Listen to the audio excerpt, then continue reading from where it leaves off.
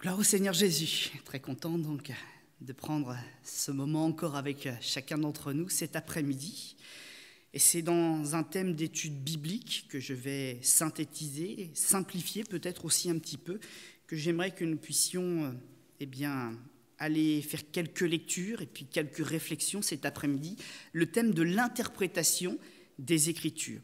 Le premier texte que j'aimerais lire avec vous, il y en aura deux au total. Le premier se trouve dans la première lettre de Pierre, la première épître de Pierre, au chapitre 1er, et ce sont les versets 10 à 16. 1 Pierre, chapitre 1er, versets 10 à 16.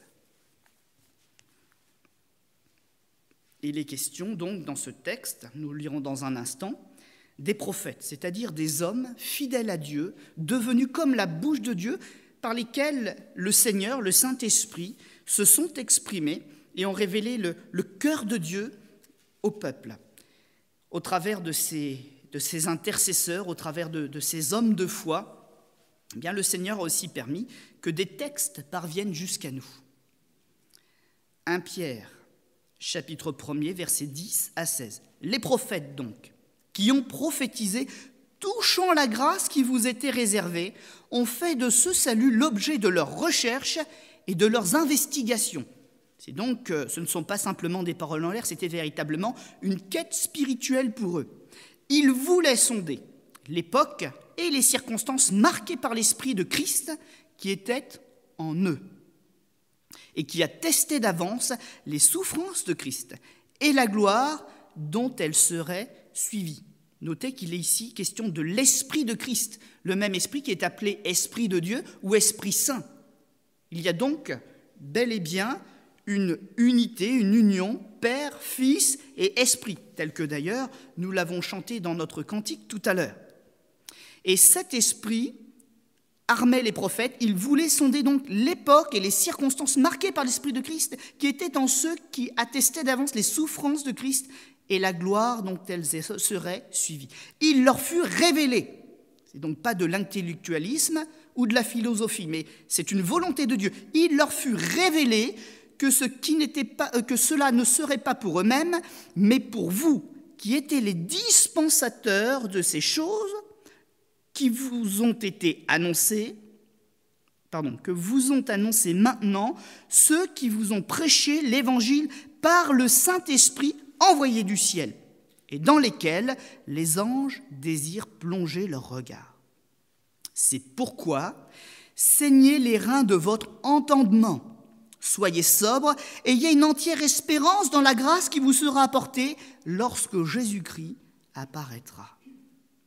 Comme des enfants obéissants, ne vous conformez pas aux convoitises que vous aviez autrefois, quand vous étiez dans l'ignorance, mais puisque celui qui vous a appelé est saint, vous aussi soyez saints dans toute votre conduite. Selon qu'il est écrit, vous serez saints, car je suis saint. Amen. La sainteté, ce n'est pas ce que nous faisons, c'est premièrement ce que nous laissons le Saint-Esprit faire au-dedans de nous. Ce qu'il change en nous, c'est ça qui va nous rendre saints. Et nous, ensuite, nous avons un devoir, c'est de veiller sur le don qui nous a été fait. C'est le Saint-Esprit qui nous lave. Ce ne sont pas nos bonnes œuvres, ce ne sont pas nos efforts, ce n'est pas notre argent, mais c'est de laisser au Saint-Esprit un plein accès à notre être entier, esprit, âme et corps, pour qu'il lave l'intérieur de nous-mêmes. Et l'une des choses qui nous a été donnée pour être lavés, eh bien, c'est cette parole. Par le Saint-Esprit, Dieu nous parle, et par la parole inspirée par l'Esprit, nous avons tous à notre portée, eh bien, la volonté de Dieu pour être sanctifiés. Mais je note quand même une chose au verset 13, c'est que aucune des choses que Dieu met à la portée de l'être humain ne reste sans produire un effet. Même la parole, quand elle passe dans l'être humain, quand elle entre dans ses oreilles pour descendre dans son cœur, dans son intelligence, ne retourne pas à Dieu sans avoir fait son effet. Et il y a là une mise en garde, un conseil, quelque chose sur lequel il faut veiller. Saignez les reins de votre entendement. Il y a des choses, quand on va lire la parole de Dieu, qui vont nous choquer. Parce qu'on va réaliser combien nous sommes séparés de l'Éternel et combien il nous est impossible par nous-mêmes de nous sauver.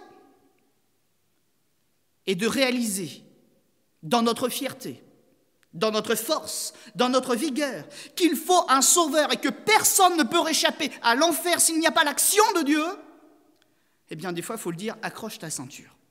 Serre les reins de ton entendement. Il y a des choses à la lecture de la Bible qui vont te reprendre. Et c'est normal parce que c'est salutaire. Le Saint-Esprit va te convaincre de péché, de justice et de jugement. Quand tu ouvres la Bible, tu es face à une arme de salut massive. C'est une arme pour la vie.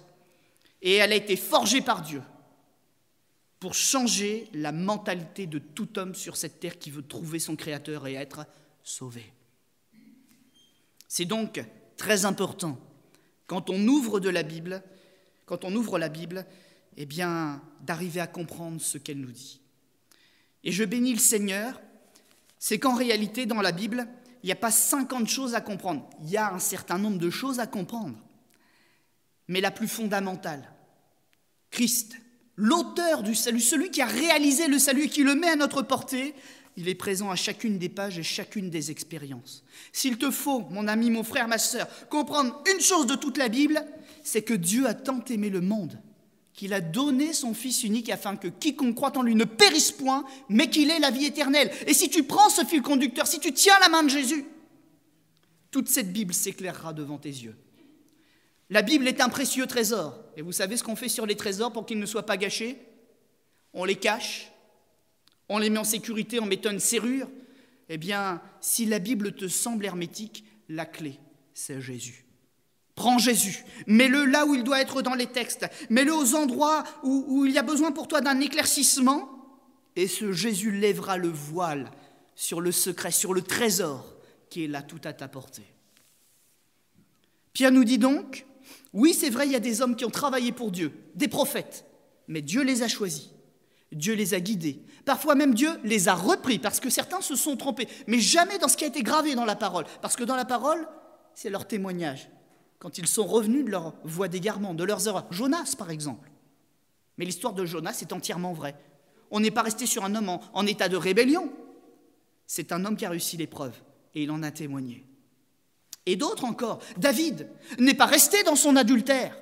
Il est passé par la punition de Dieu. Puis il a écrit à un Dieu qui pardonne tous les péchés. Christ, l'Éternel mon salut, l'Éternel ma guérison, voilà la clé. Et d'ailleurs la Bible le promet,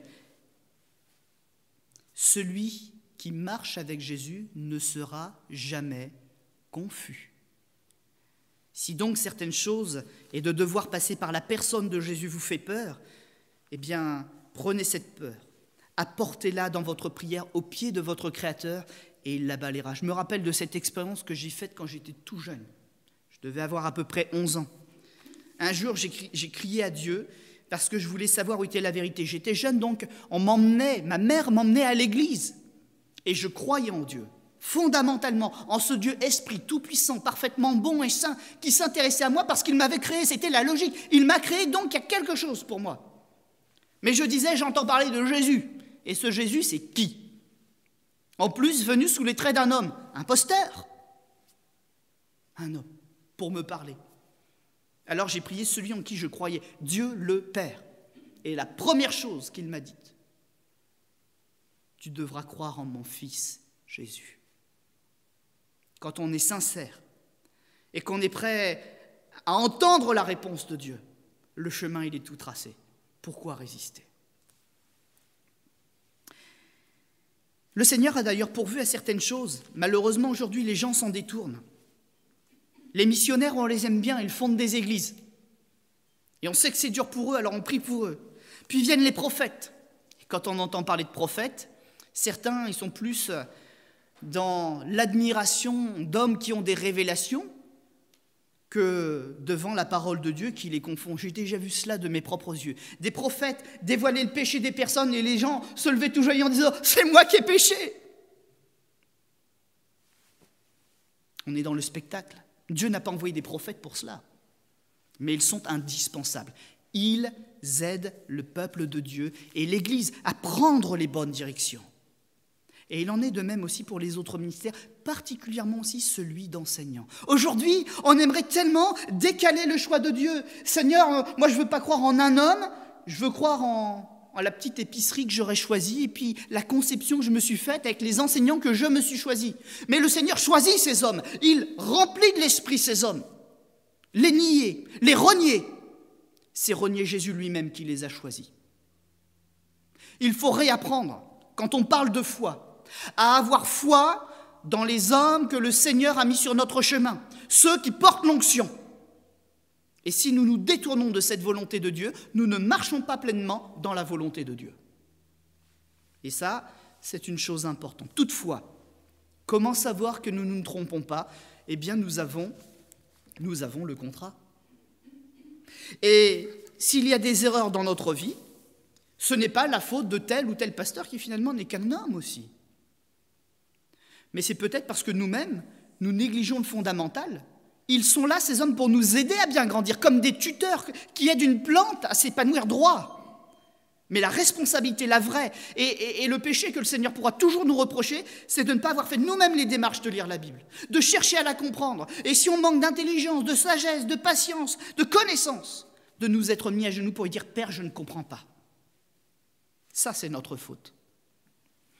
Et la Bible, nous le verrons dans un instant, eh bien pour ceux qui se laissent toucher par elle, imprégnés par elle, elle révèle ses secrets.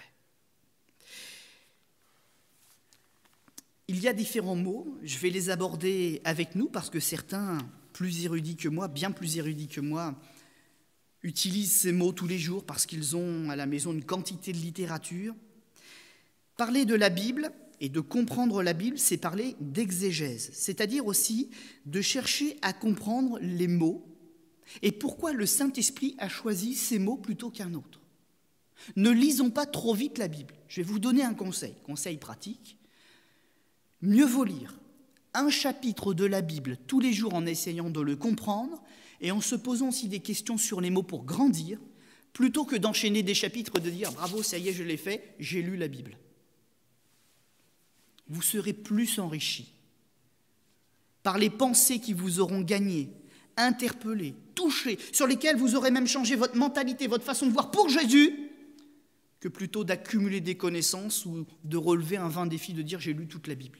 Certains ont lu des livres et les ont lus et tellement lus qu'ils les récitent par cœur et pourtant quand on leur pose des questions fondamentales, ils ne les comprennent toujours pas. Ils raisonnent sur du vent, sur des mots qui ne sont pas gravés dans leur cœur. Et le Seigneur dit une chose quand même dans la Bible, c'est que lui, il est capable de lire la loi qui est écrite sur les tables de notre cœur.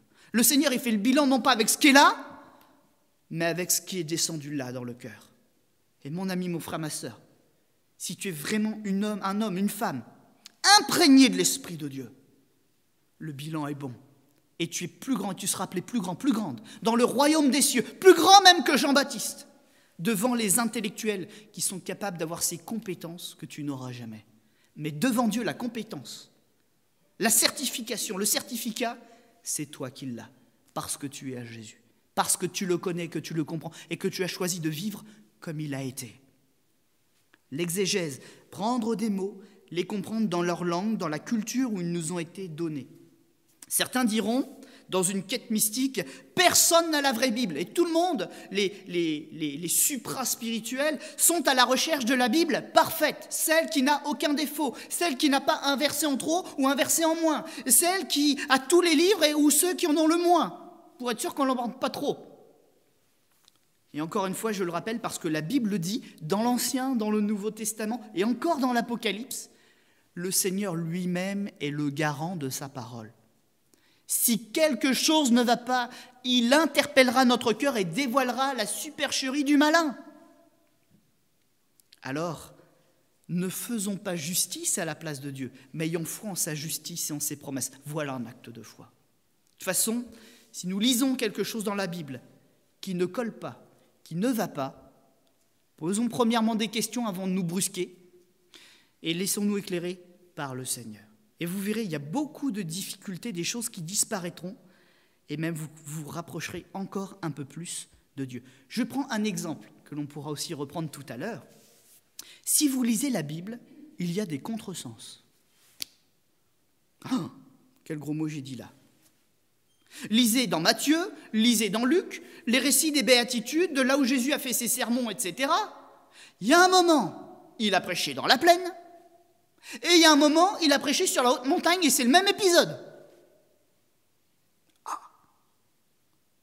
Et là, ça donne tout son sens à ce thème que nous sommes en train de voir.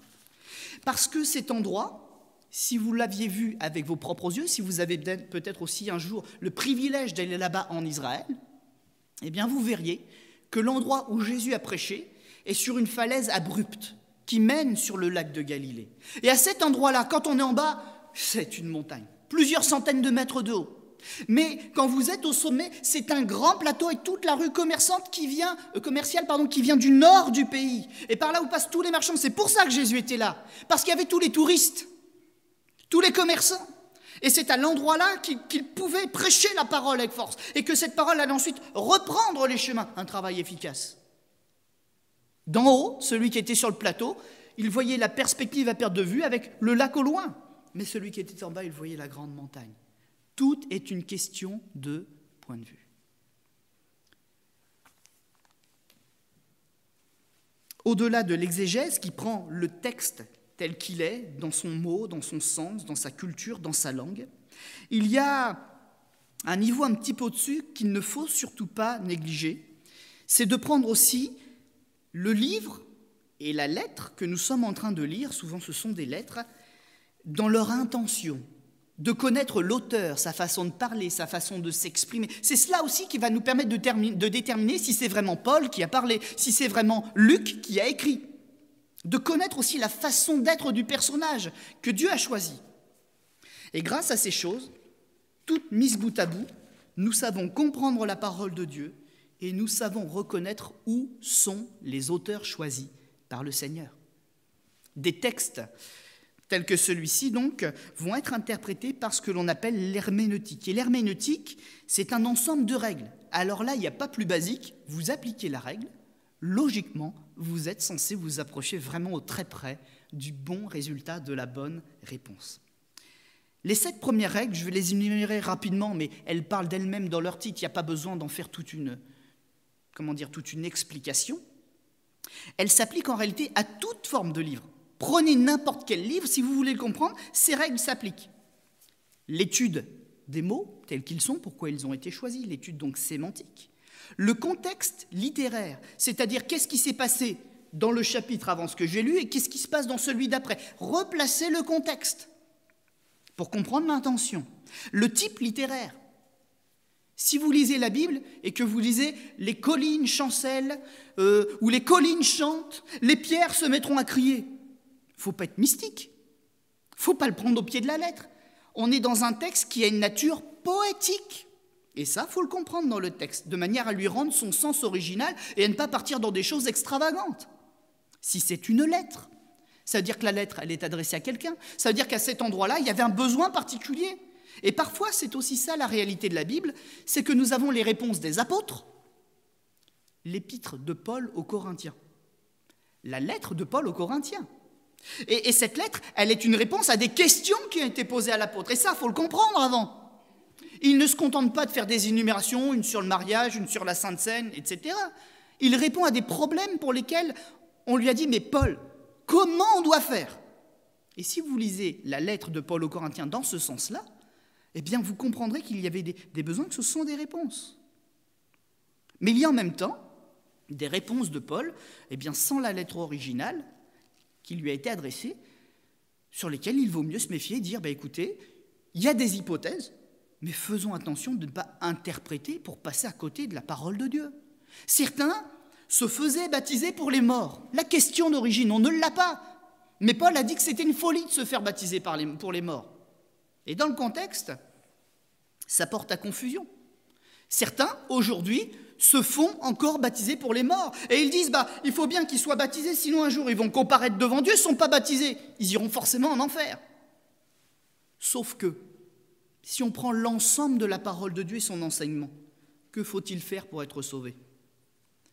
Crois au Seigneur Jésus. Et quand tu as cru, Là, tu peux être baptisé, officialiser ta foi. Mais quand on voit le brigand sur la croix, celui qui était à la dernière extrémité de sa vie, celui qui a donné son cœur et qui s'est repenti au dernier moment, a-t-il été baptisé? Non. Et Jésus lui dit quoi? Tu seras avec moi aujourd'hui même dans le paradis. Faisons donc attention de ne pas déformer le sens et la nature, peut-être même aussi, de certains des arguments bibliques. Il faut que la femme enfante pour être sauvée. Quand on prend tel que littéralement les choses sont dites, ça voudrait dire que les sœurs qui sont parmi nous, qui ne sont jamais mariées, qui n'ont jamais eu d'enfants, sont perdues. Est-ce que c'est ça que ça veut dire, mes amis? On n'est même pas juifs. C'est pas nous qui porterons le Messie. Et c'était dans ce contexte-là que c'était dit. Une femme en Israël était une femme vertueuse et qui était certaine de son salut si elle était de plein cœur dans la promesse de Dieu. Dieu suscitera à ton peuple du milieu de toi, du milieu de tes frères, un sauveur. Et une femme qui n'avait pas ça à cœur, une femme qui ne voulait pas d'enfant pour son plaisir, pour sa chair, il y avait de sérieuses questions à se poser sur son salut. Et la femme dont il est question premièrement, il s'agit de Ève dans cette partie-là. Toutefois, il y a une digression, c'est-à-dire un petit argument qui est mis là, réponse certainement à une parole qui était dans la lettre d'origine que nous n'avons pas. Je continue, excusez-moi, j'ai un peu dérivé. L'auteur, destinataire, le but de la lettre. Cinquièmement, le contexte socio-culturel. Sixièmement, le contexte politique et historique. Par exemple, on va venir voir Jésus avec une femme adultère. Déjà, il y a un problème, l'homme adultère, il a disparu. Et il est dit, on vient pour piéger Jésus, le tenter, le faire tomber, parce qu'il est gênant. Les Juifs viennent et ils disent, selon la loi, il est écrit qu'une telle femme doit être lapidée. Et Jésus, après avoir fait quelque chose, fait en sorte, spirituellement, miraculeusement, que tous les contradicteurs, les accusateurs s'en vont les uns après les autres, repris dans leur conscience. Et puis là, voilà l'épisode particulier. Il dit à la femme, plus personne n'est là pour t'accuser, moi je ne t'accuse pas non plus, de toute façon, je n'ai pas vu ce que tu as fait. Va et ne pêche plus. Et on pourrait se dire que le Seigneur est merveilleux et pardonne tout. Mais ce n'est pas ça que ça veut dire. C'est que déjà dans le contexte, les hommes étaient en train de piéger Jésus. Le texte nous dit, mais la question c'est comment? Ce n'est pas en appliquant la loi de Dieu que le Fils de Dieu allait se piéger. C'est qu'il y avait une autre autorité. Je parlais de contexte politique et historique à l'instant. Il y avait les Romains qui étaient là. Et si la loi de Dieu disait qu'il fallait lapider la femme, la loi des Romains disait l'inverse. Elle disait, c'est nous qui choisissons. Et si tu fais quelque chose sans notre volonté, c'est toi qui seras mis à mort. Et Jésus, il était pris en trop de feu. Et la sagesse de Jésus, c'est de confondre les témoins qui étaient en fait des hommes au cœur mauvais, aussi meurtriers finalement, que n'importe quel pécheur qui aurait donné son frère. Et en les faisant partir, il n'y avait plus d'accusateurs, mais par contre, il ne laisse pas repartir la femme en lui disant qu'il y a un péché à régler. Et ça devient sa responsabilité. Mais vous voyez le piège entre l'autorité romaine et l'autorité de Dieu. Quels hommes mauvais. Et le septième, le contexte géographique. Nous parlions donc de notre plateau et de notre falaise tout à l'heure. Et c'est là aussi où c'est important de dire quelque chose. Pourquoi y a-t-il 4 évangiles dans cette Bible? Est-ce qu'il y en a un vrai et 3 faux? Est-ce qu'on les a mis parce qu'on ne savait pas lequel était le vrai? Mais non. Ceux qui ont écrit ont été choisis par le Seigneur et ils ont forcément donc un sens pour être là. Ce sens est le suivant, c'est que chacun a un destinataire bien particulier. Matthieu, on l'appelle la charnière, ce livre. Parce que Matthieu, c'est le vrai juif. Son vrai nom, d'ailleurs, c'est Lévi. Il n'y a pas plus juif que Lévi. Et cet homme-là, il cite ce que fait Jésus, et dans sa culture, il le compare à l'Ancien Testament et à ce Messie qu'on attendait. Et il y a tout le temps ce parallèle, ancien, nouveau, afin qu'en lisant Matthieu, on dise, il est venu, Christ est venu. Et nous l'avons vu. Et nous avons reconnu en lisant les Écritures qu'il n'y a pas une erreur dans sa vie ni dans sa démarche. Ce qui a été annoncé, c'est ce qu'il a fait. Matthieu est aussi appelé le livre de la catéchèse, puisque dans l'Église traditionnelle, grâce à cette particularité Ancien-Nouveau Testament, eh bien, on enseignait très facilement la connaissance de la Bible et des prophètes, autant que la grâce qui nous est donnée en Jésus-Christ. Vient ensuite Marc. Alors là, vous avez vu, je pense que c'est votre préféré comme livre, c'est l'Évangile en condensé.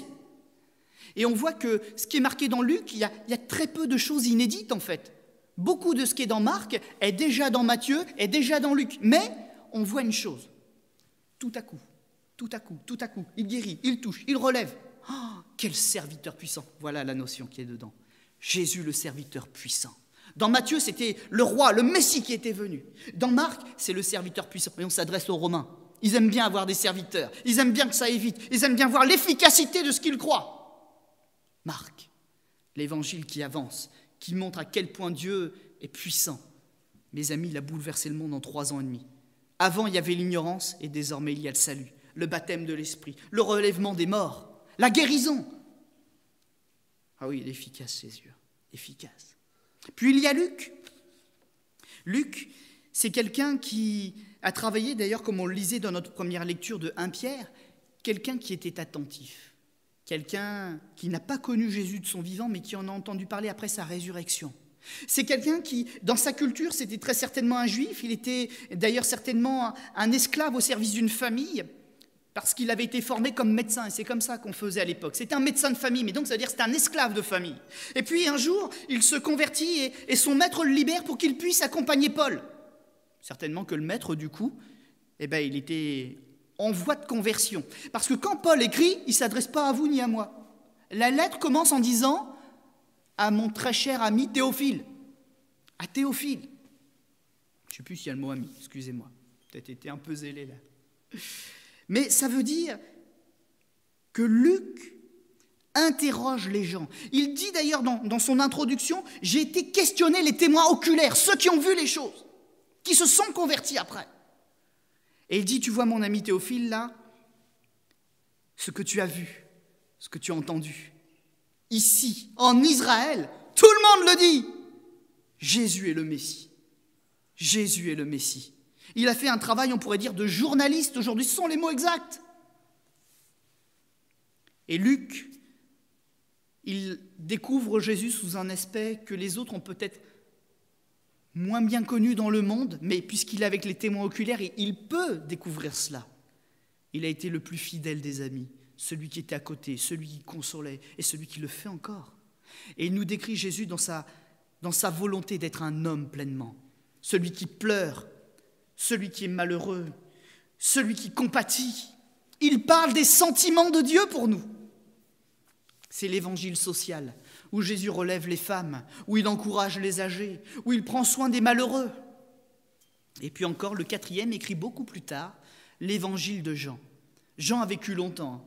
Certains disent qu'il a même vécu un peu plus de 100 ans, quand il est au bagne, dans les îles, dans les carrières de marbre, et qu'il a ses prophéties, ses visions apocalyptiques, ses tableaux de l'éternité.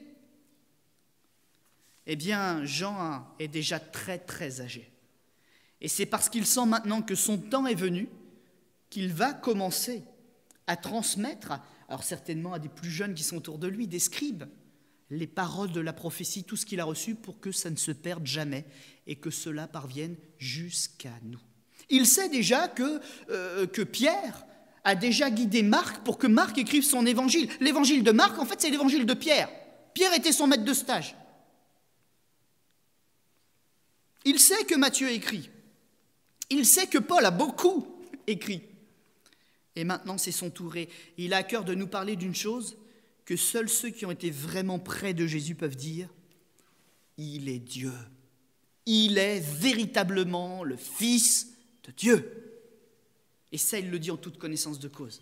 Il a eu de telles révélations. Il a été tellement dans la proximité de Jésus qu'il peut le dire. À la fin de ses jours, il n'y a aucune déception dans son cœur. Il y a une certitude qui a gagné son être entier. Toucher Jésus, c'est toucher le divin. C'est toucher le divin.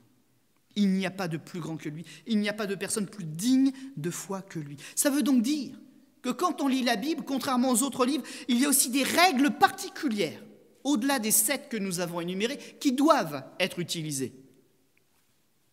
Parce que la Bible, comme je l'ai déjà dit, ce n'est pas un bouquin, c'est le livre de Dieu. Le livre saint, c'est sa parole. La première, c'est de reconnaître que nous ne sommes pas seulement face à des mots, mais face à l'inspiration de Dieu. Il n'y a pas d'erreur à chercher dans la Bible, il y a surtout des choses devant lesquelles nous devons nous remettre en question. Inspiré par le Saint-Esprit. Dans l'Apocalypse, il est écrit « Esprit de la prophétie ». Et dans les textes que nous avons lus, « Esprit de Christ ». Dans les Actes des Apôtres, « Esprit de Dieu ». Toujours le même esprit qui nous le dit très bien. C'est en Christ qu'il faut croire. Toutes choses ont été créées par lui, pour lui, par lui et pour lui. La révélation concerne toujours Jésus-Christ, le Messie. La deuxième chose, c'est que l'Ancien Testament confirme le Nouveau Testament et inversement. Le Nouveau Testament accomplit tout ce que l'Ancien avait annoncé. Et je peux vous dire que des fois, des choses, si on lit attentivement, il y a de quoi se faire des nœuds au cerveau. Et pourtant, même dans des dédales complexes, la Bible nous prouve que Dieu trouve un chemin. Les hommes pourraient essayer de trafiquer un peu la parole de Dieu, mais devant certaines choses que Dieu a faites exprès de mettre en place, les hommes ne peuvent pas avoir tout bon. Un exemple, avez-vous déjà lu les généalogies au début de l'évangile de Matthieu ? Machin est né de trucs, qui était la femme de machin, qui était le cousin de bidule. À un moment, on décroche. Alors, on prend le nom, on fait « Oh purée, il faut être dans l'Ancien Testament. » Et on lit, et on lit. Et on a une autre généalogie au bout. Puis on retombe sur la personne. On ne se sort pas. Sauf qu'à des moments, on découvre que la personne qui est citée, c'était un roi. Et que Dieu a interdit à ses descendants de monter sur le trône. Et Jésus serait de cette descendance-là. Mais comment serait-il un roi légitime ? Impossible. Dieu a maudit cette branche. Et alors là, on est confondu, on fait « Oh purée ». Ça devient compliqué de comprendre la parole de Dieu. Et là, on comprend une autre chose. On ouvre dans l'évangile de Luc, rebelote. On démarre une généalogie. Et elle part d'Adam. Sauf qu'elle prend une autre branche de famille. La première, c'était Marie. La deuxième, c'est Joseph. Il y a un truc entre le papa et la maman, là. Par la maman, il a le sang royal, mais il y a un arrêt sur la lignée. Un arrêt de Dieu. Mais le sang est là. Et c'est la mère qui fait de l'enfant un juif qui a des droits. Mais par le papa, qui était aussi de famille royale, d'une autre branche qui n'était pas maudite, il a l'accès au trône légitime. Vous l'aviez vu, celle-là ? On peut toujours essayer de contrer la Bible. On peut toujours essayer de tourner, de retourner. Il y a des choses que Dieu a mis en place qui sont complexes pour que les hommes ne puissent pas falsifier. Mais quand on lit attentivement, le chemin est clair et il n'y en a qu'un seul qui l'a bien traversé, c'est Jésus. Jésus et Jésus lui seul. La Bible s'explique par la Bible. Si quelqu'un vous dit quelque chose basé sur son expérience personnelle, sortez les sirènes d'alarme et dites « on va vérifier dans la parole si c'est une expérience conforme ». Ne faites et n'acceptez jamais d'enseignement qui soit basé sur des expériences d'hommes. C'est la parole de Dieu qui fait foi. Certains vous diront, j'étais au pied d'un calvaire et puis quelqu'un m'a témoigné là et j'ai senti une odeur de fleurs qui émanait comme Jésus au tombeau. Il faut aller la chercher loin, cette expérience-là. Il faut aller la chercher loin. Et certains se perdent par des choses comme ça. Ça, c'est de la superstition. La Bible est peut-être extraordinaire, elle est peut-être puissance de Dieu et miracle, mais elle n'est pas superstition. Si vous passez sous une échelle, s'il y a quelqu'un avec un pot de peinture, oui, faites attention, vous allez prendre le pot de peinture. Mais ce n'est pas le fait de passer sous l'échelle qui vous apportera malheur. Ni de croiser un chat noir, ni de casser un verre. Et la solution, c'est pas de mettre du sel par-dessus l'épaule. Christ est maître. C'est lui qui bénit et c'est lui qui brise les malédictions. Voilà la puissance qui nous a été envoyée pour nous sauver, pas des actes magiques. La Bible s'explique par la Bible. Toutes les règles que je vous ai données depuis le début, je vous ai dit qu'elles s'adressaient à toute la littérature. C'est la façon d'utiliser un livre. Mais sachez que dans les pages de la Bible elle-même, ces règles, par-ci, par-là, dans Pierre, dans Paul, elles sont rappelées. La Bible a même eu la prévenance, le Seigneur a même eu la prévenance, dans les pages de sa parole, de donner les règles les plus fondamentales pour ne pas passer à côté de sa volonté. Dans l'islam, on vous met un Coran entre les mains et on vous dit « Si Dieu le veut, tu comprendras, tu seras sauvé. » Ce que tu lis, si c'est Dieu qui t'en donne une interprétation, si c'est Dieu qui te la donne, elle est bonne. Mais si tu lis et que tu comprends juste le texte qui est là, tu n'es pas forcément sauvé. Tout est arbitraire, sauf que le vrai Dieu, celui de la parole, celui d'Israël, celui qui est venu en Jésus-Christ pour l'humanité, chez lui, il n'y a rien d'arbitraire. Il ne fait de différence entre personne. Il amène tout le monde à la croix et il dit à tout le monde, choisis la croix. Choisis la vie. Ne choisis pas la malédiction, choisis la bénédiction. Ne choisis pas la mort, choisis la vie. Et finalement, si quelqu'un échoue, c'est qu'il aime son péché, son plaisir plus que Dieu. C'est ce que nous dit la Bible à plusieurs endroits. Dieu veut que tous les hommes soient sauvés, parviennent à la connaissance de la vérité. Mais ce qui nous en détourne, c'est notre trop grand amour du péché et de nous-mêmes.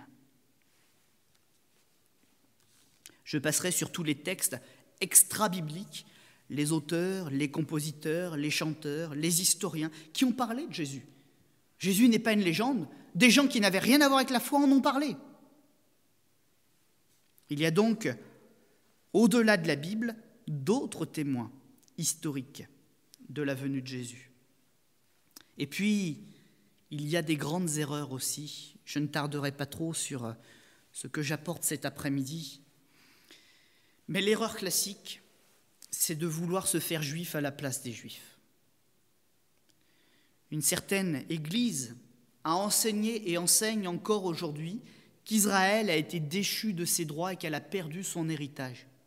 Dans l'épître de Paul adressée à Rome, à l'Église de Rome, même encore aujourd'hui en 2019, c'est vrai, la Bible nous dit qu'Israël a été mis de côté pour un temps et que par la jalousie, c'est-à-dire en voyant ce que Dieu fait dans l'Église, les Juifs se repentiront et qu'ils pourront enfin, quand l'Église sera enlevée, accomplir les promesses et l'engagement qu'ils avaient fait du temps de leur alliance. Nous ne sommes pas les remplaçants du peuple juif pour leur prendre leur tenue, leur toge, leur sceptre, leur tabernacle ou leur temple. Ça appartient à Israël. Nous avons bien plus. Nous sommes déjà des membres du corps céleste de Christ.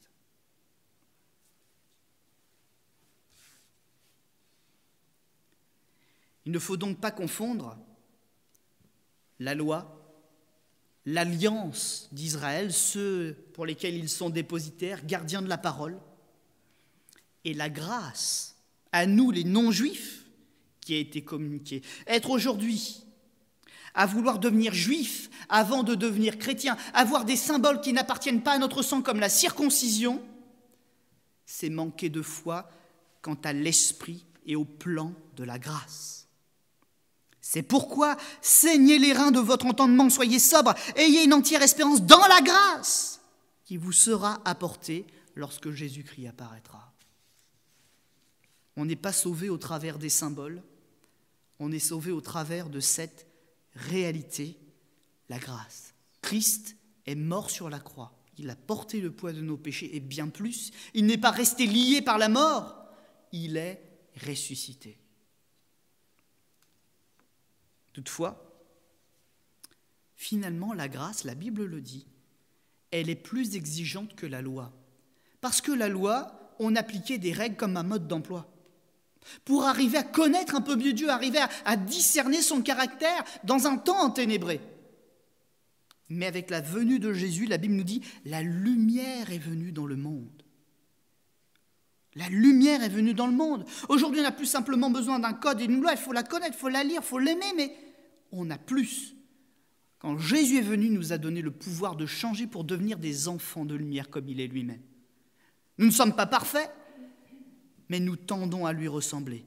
À chaque effort que nous faisons, à chaque prière que nous faisons, à chaque fois que nous acceptons que le Saint-Esprit modifie quelque chose en nous, nous glorifions Dieu et nous ressemblons un peu plus à Jésus-Christ, le Fils de son amour. C'est vrai que la Bible dit, il nous a prédestinés à être semblables à l'image du Fils de son amour. Il nous change en ce moment pour qu'on ressemble à Jésus.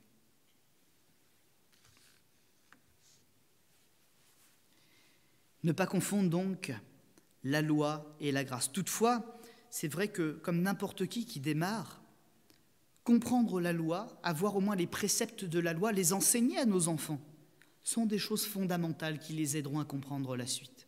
Ne tue pas, ne vole pas, ne mens pas, ne prends pas la femme de ton voisin. Ce sont des principes de vie. Il faut les garder, il faut les conserver. Comme je le disais, ce n'est pas parce qu'on est dans la grâce qu'on doit éliminer l'ancienne alliance.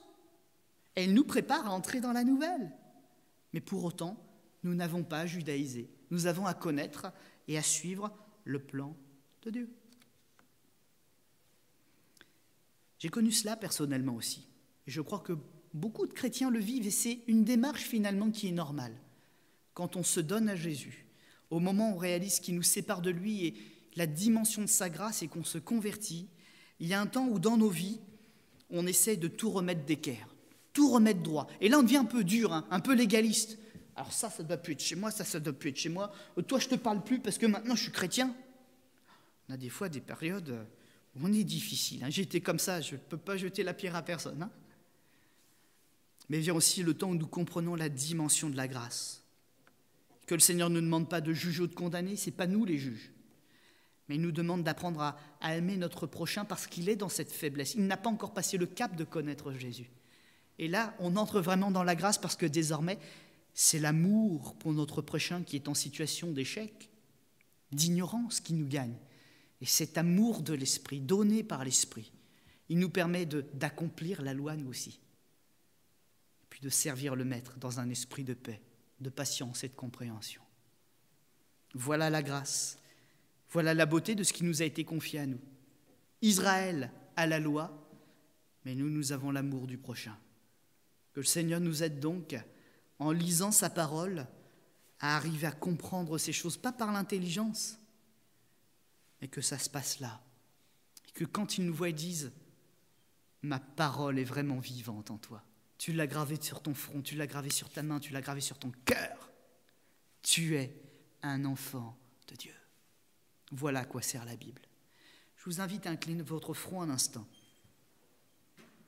Et on va demander au Seigneur de nous aider à comprendre un peu mieux encore sa parole et ce qu'elle a de bon et d'enrichissant pour nos vies. Seigneur notre Dieu, nous te louons et te remercions parce que tu nous donnes un temps où nous pouvons travailler ensemble pour nous approcher de toi, pour arriver à trouver encore des trésors encore plus précieux dans ta parole. Nous nous rapprochons de toi par ta grâce. Je me rappelle un jour, dans une petite réunion comme celle-ci, de cette mamie qui, après avoir entendu l'histoire de Jonas et de la souffrance qu'il avait, est allée dans le petit jardin des plantes à côté de l'église. Elle s'est assise sur un banc, elle a relu l'histoire de Jonas. Et une semaine après, elle est revenue en disant « Je n'avais pas compris à quel point cet homme souffrait. Que Dieu voulait prendre soin de lui, que ce qu'il lui demandait de faire était pour son salut, pour son cœur guérisse. Je n'avais pas compris. Mais la Bible est tellement merveilleuse. Seigneur, que de telles expériences puissent enfin revenir dans le cœur de tous ceux, toutes celles qui se disent chrétiens et qui n'ont jamais fait l'effort d'aller vers ta parole. Réveille-les, réveille-nous, révèle-nous les secrets de ton royaume et de ton cœur. Que ta parole, Seigneur, soit pour nous quelque chose de précieux, que nous la chérissions, que nous l'aimions, que nous la sondions et que nous la partagions tout autour de nous pour que ta vie, la vie donnée par l'Évangile, se répande. Amen.